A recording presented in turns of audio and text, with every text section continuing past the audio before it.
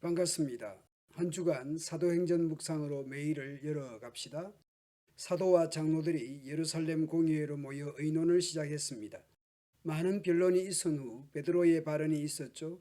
베드로는 우리 조상과 우리도 능히 매지 못하던 멍에를 이방인 제자들의 목에 두리는지 반문합니다. 그러면서 이방인들도 유대인들과 마찬가지로 주 예수의 은혜로 구원받는 줄을 믿는다고 말합니다. 이 베드로의 발언 후 바나바와 바울이 발언합니다. 하나님께서 자신들로 말미암아 이방인 중에서 행하신 표적과 기사를 말합니다. 안디옥 교회와 그리고 1차 선교 여행에서의 선교 보고를 한 셈입니다. 이방인들에게 하나님께서 어떻게 역사하셨는지 간증한 셈입니다. 이제 예수님의 젖동생 야고보가 발언합니다. 이 당시 야고보가 예루살렘 교회의 중요한 리더였던 것으로 보입니다.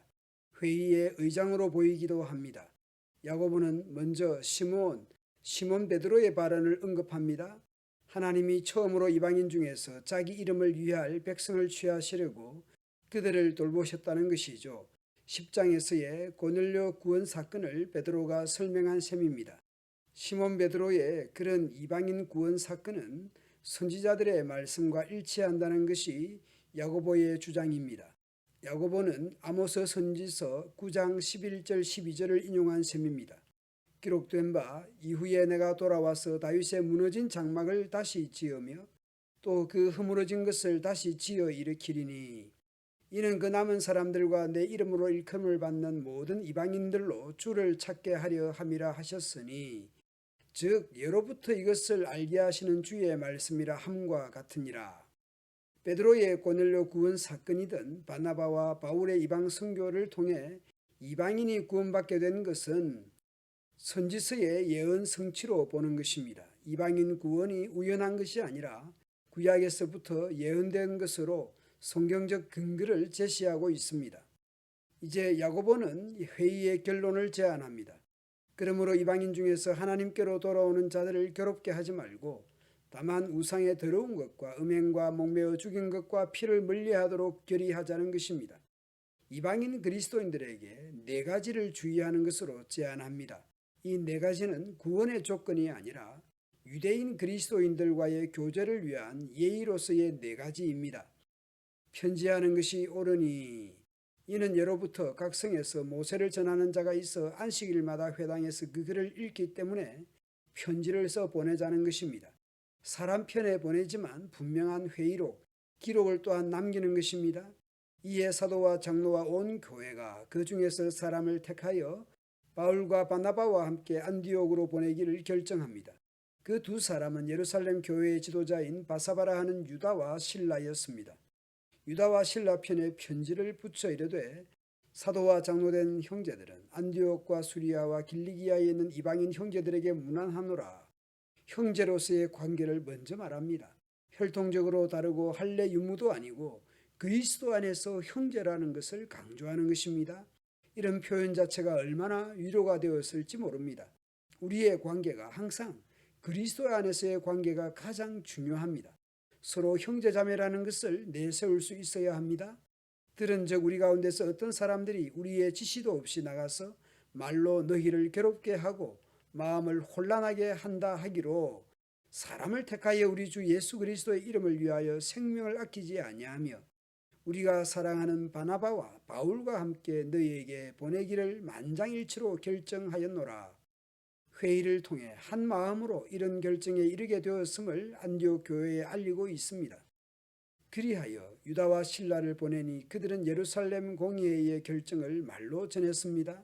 성령과 우리는 이 요긴한 것들 외에는 아무 짐도 너희에게 지우지 아니하는 것이 옳은 줄 알았노니 성령과 우리는 곧 예수님으로 구원받는다는 것이 하나님의 뜻이며 거기에 순종한다는 의미가 될 것입니다.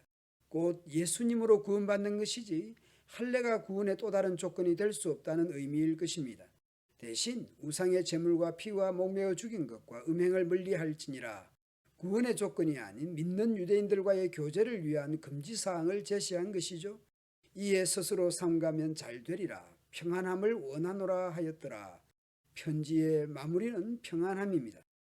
이제 안디옥의 바나바와 바울 그리고 유다와 실라가 예루살렘 교회의 사도와 장로들에게 작별하고 안디옥으로 내려가서 무리를 모은 후에 편지를 전합니다. 안디옥 교회가 예루살렘 공의회의 편지를 읽고 그 위로한 말을 기뻐했습니다.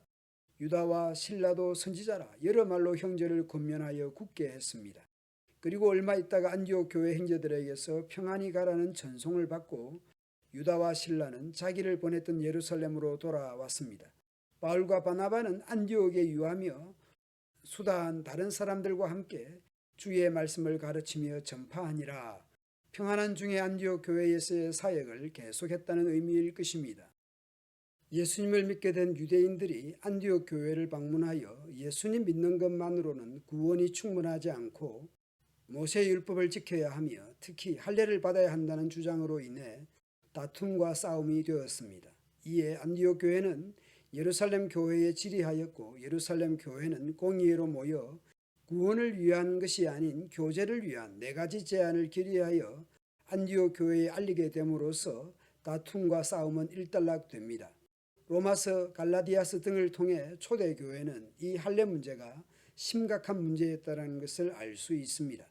베드로, 바나바, 바울을 통해 성령의 일하심이 증거되고 동시에 야고보의 성경적 근거가 제시됨으로써 교회는 다시 평안함을 찾게 됩니다.